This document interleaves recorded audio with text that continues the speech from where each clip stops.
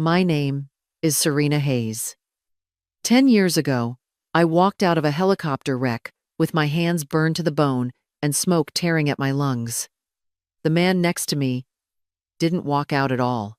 They said I was a hero. They plastered my face across newspapers and handed me a medal I never asked for.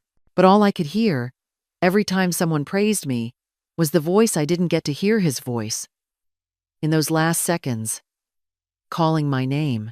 That day over Syria, the sky broke open like it had teeth. We were supposed to be in and out, just another civilian evac, but the missile that hit us didn't care about plans.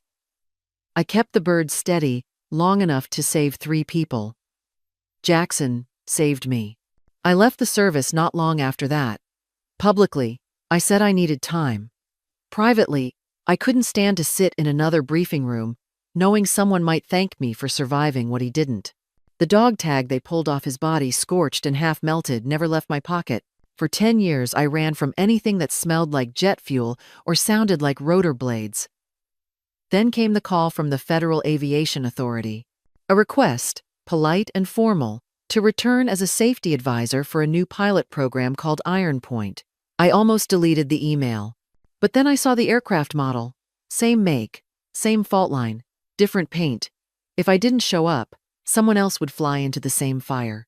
And next time, there might not be a Serena Hayes to drag anyone out. So I came back. I shaved off 10 years' worth of running and stepped onto the Iron Point training base just after sunrise. The air was sharp and metallic, just like I remembered. Only this time, I wasn't flying. I was walking into a classroom. I entered the briefing room at exactly 0730. 12 young men turned to look at me all at once, their uniforms still stiff, their eyes too sure of themselves. I knew that look. I used to wear it before I understood what war smells like. One of them leaned back in his chair, blonde, cocky, not more than 25. "Real soldiers only," he muttered. Loud enough to hear. Then louder, "Instructor's lounge is next door, ma'am." I didn't answer. I just placed my tablet on the table and sat down, slow and quiet. Silence has weight when you know how to use it. And I've carried silence for a long time. Behind me, the door opened. General Langston stepped in. He stopped, looked across the room, and gave me a crisp salute. "Good to have you back, Titan One." The smirks vanished. The name landed like a hammer on the table. They had no idea what it cost to earn that call sign. I nodded once and returned the salute. My hands didn't shake, but they remembered. That title, Titan One, wasn't just a badge. It was a scar. It came from the night I chose to stay in a cockpit that was already burning, from the moment I gripped the flight stick so hard I cracked the bone. It came from the man who didn't make it out. They thought I was back to teach theory. I was here to make sure none of them had to carry what I did. Not the fire, not the void, not the shame that grows in the gaps where someone else should still be alive. They didn't see a soldier when I walked in. They saw a woman in a pressed suit, older, quieter, out of place. But war doesn't care what you look like. Fire doesn't check rank or gender before it consumes. And that fire, well, it found me once. Now I was walking straight into it again. It started like any other mission. Hot air, fractured intel, and a ticking clock. We were flying over northwest Syria, headed into a crumbling village near the ridge, tasked with pulling out civilians before the ground gave way beneath them. Jackson was in the co-pilot seat, chewing gum like he always did when things got serious. The evac zone was already a mess, too tight for comfort, but we didn't flinch. We dropped into a tight hover, civilians scrambling toward us, smoke rising in spirals from the hills. The first missile didn't hit us. It struck just east of the pad, a warning shot. The second one didn't miss. It slammed into our tail with the kind of force that doesn't ask questions. The entire aircraft groaned and twisted midair. Panels burst open. Fire leaped across the cabin. And the cockpit filled with thick, bitter smoke. I couldn't see him, but I heard Jackson's voice cut through the panic.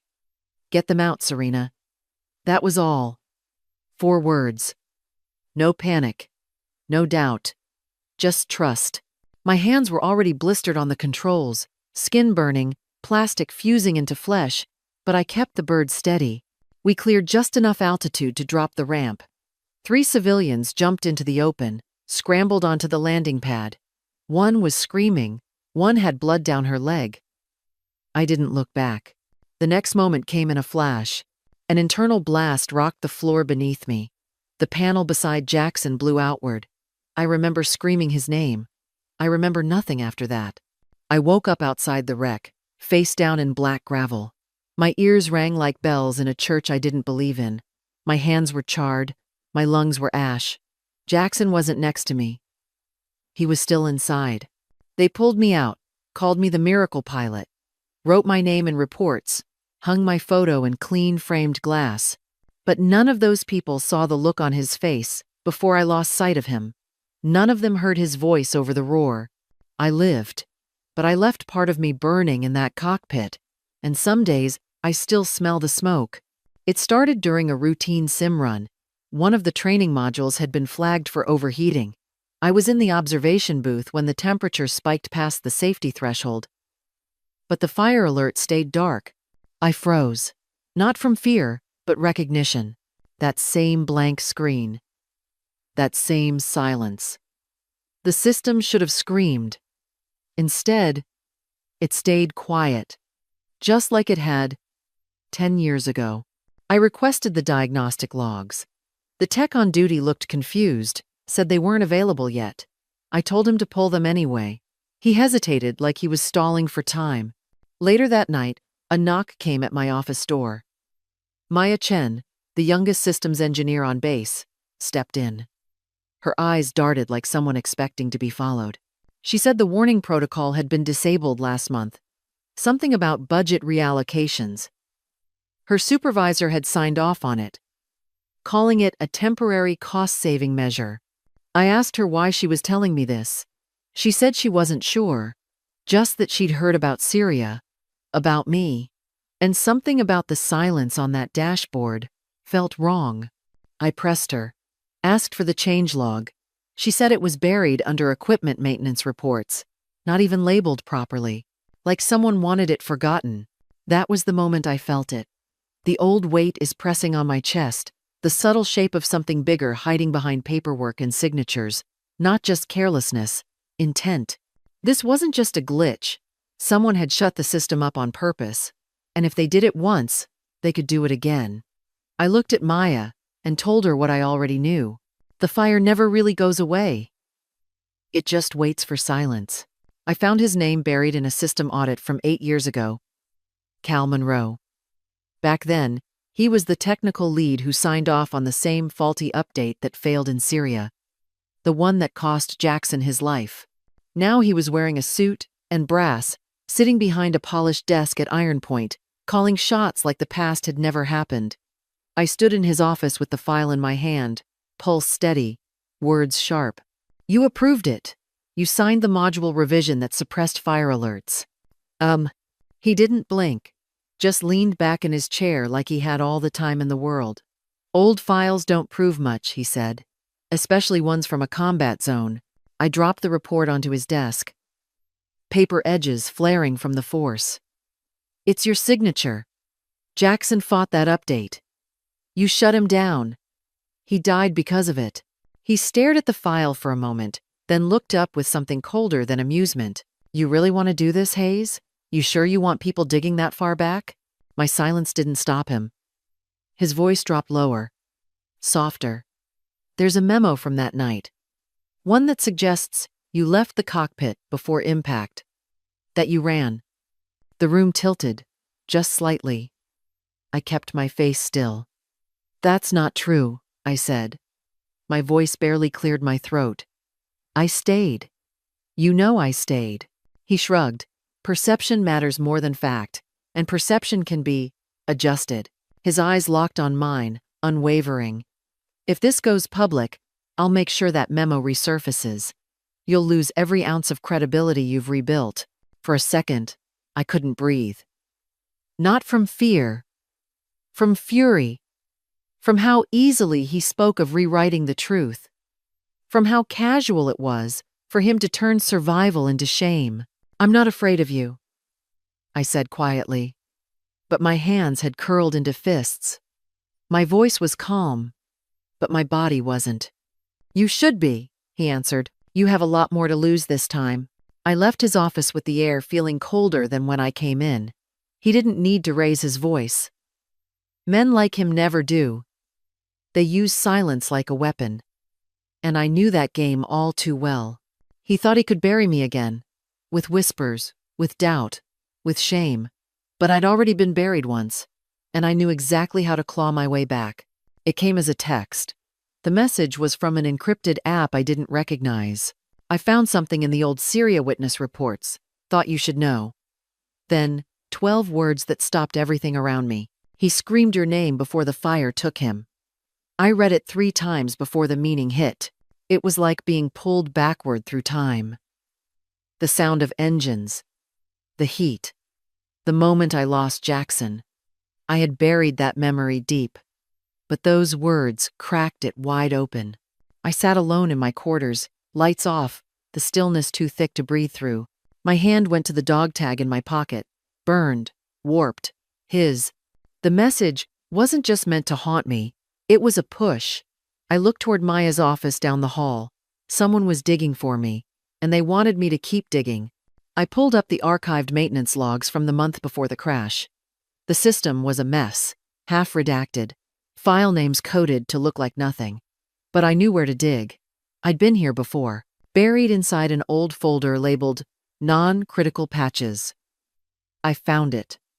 A software fix submitted by Jackson Lee. Time-stamped 10 days before he died. A patch meant to restore the fire alert threshold. His notes were clear. Request urgent approval. Existing alert, config risks, suppression of warning during tailfire events. It was flagged for immediate review, then denied. The signature on the rejection. C. Monroe. No explanation. Just a green checkmark beside insufficient risk. He saw the warning and killed it. I leaned back in my chair, heart pounding like it had no rhythm left. Jackson had tried to fix it. He saw the danger coming and still tried to fight it from inside. While I just kept flying, for so long, I had carried the shame of surviving, of choosing to get civilians out instead of saving him. But now I knew. He died fighting the same silence I was facing again. I stared at Monroe's name on the screen, the same man who now threatened to bury me all over again. But this time, I wasn't the only one who remembered. That message wasn't a ghost. It was a challenge. And it lit something inside me that I thought had burned out. I closed the file and whispered to the dark. He screamed my name. I won't let that be the last thing he ever did. The sim room lights dimmed, casting everything in that cold training blue. We were running an emergency fire drill, a mock engine failure with heat overload. I sat in the observer's chair, eyes locked on Scott Alden in the pilot's seat. He was confident, too confident. Tapped the throttle with his fingers like it was a game. The scenario kicked in fast. An engine alert blared. Flames flickered on screen. Sim smoke filled the cabin visuals. He froze. Instead of dumping the fuel, he toggled the wrong switch. The temperature surged. The simulated aircraft started spinning into a nosedive. My voice cut through the comms. "Kill the throttle. Dump it. Now." He didn't move. The others stared at him like deer in headlights. I yanked off my headset and slammed the override panel. Power off. Screens black. Static vanished. Silence dropped like a hammer. I stood slowly, heart still pounding. "You just killed 3 people in a simulation," I said, eyes locked on Alden. "Don't make it 4 next time." Before anyone could speak, Monroe stepped in from the hallway. Smooth, calm. "You had no authority to override that sim, Hayes." Authority doesn't matter when gravity does," I said, and walked out before the heat in my voice caught fire. Later that evening, I was in my office, reviewing the crash data, or what was left of it. The system log was gone. Deleted. No backup, no trace. Just empty folders and a timestamp that didn't make sense. That's when Maya knocked. She didn't speak at first, just handed me a small flash drive in a clear zip bag. Her hands were trembling. I found it buried under an outdated directory, she said quietly. He signed a data reset order, 20 minutes after the simulation. I stared at her. You're sure? She nodded. I copied the backup before it got wiped. I plugged it in. The log popped up, clear and intact. The line burned across the screen like a brand. System warning override. Manual bypass. User. C. Monroe. Timestamp. 22:47. The exact minute the simulator started to overheat, he disabled the alert. He wanted the sim to fail, or worse, to pin it on me. I leaned back, the weight of it sinking in. This wasn't a mistake. This was a man who used silence as a strategy, risked lives to protect reputation. Again, Maya sat across from me, voice low. You're not the only one who's been scared to speak. I looked at her. Young. Brilliant. Brave enough to bring me the truth anyway. I told her. Speaking up costs. But silence costs more. I printed the log, hands steady now. This wasn't about survival anymore. I finally had proof. And I wasn't going to carry it quietly. While Maya was restoring the old server partition, she found more than just the patch notes. She found a corrupted entry, a personal effects transfer log for Jackson Lee, timestamped 2 days after the crash. Everything was sent to his family, Maya said, her voice barely a whisper as we stood in the old hangar's inventory room. Except one item, listed as damaged electronics. It was routed to long-term storage, Hangar B, Locker 42B. She shined her light on a rusted locker, jammed behind a stack of legacy parts. Inside, sealed in a cracked zip bag, was a black, unlabeled USB drive. We sat in the quiet of my office, the hum of night engines muffled through the windows. I plugged it in, expecting more data logs. Instead, there was just one file, an audio recording, dated 2 days before the crash. I hit play. Static buzzed for a second, then Jackson's voice came through. Rough, tired, but calm. Jake, the system's failing. The alert's delayed again. If we stay silent, we're complicit. My breath caught. I hadn't heard his voice in 10 years. Not like this. Not clear. Not real. Maya sat frozen, staring at the screen, the weight of his words sinking in. He had warned Monroe, begged him to fix it, and still, they let the silence grow. Let the fire take him. I closed my eyes, the pain sharp and familiar. It wasn't just a message. It was the truth, buried and nearly lost. And now, it was in my hands, unshakable, undeniable. Jackson's last words weren't meant to haunt me. They were meant to guide me. For so long I'd carried the guilt alone, unsure if I'd done enough. But now I knew. He tried to save us all. Even when no one listened. Even when he knew the cost. I looked at Maya, then at the drive. This changes everything, I said. She nodded, quiet but certain. What do we do now? I stood up, heart steady, hands no longer shaking. Now we speak. Loud enough that no one can silence it again. The briefing room in D.C. was colder than I remembered. White walls, polished glass, every angle too clean. Across the table sat Monroe, flanked by company reps and legal shields. He looked calm, practiced, like the truth was something that could be negotiated. The chairman asked if I had new evidence. I stood, plugged in the USB, and played the recording. Jackson's voice filled the room. If we stay silent, we're complicit. The quiet that followed was louder than any speech I could have given.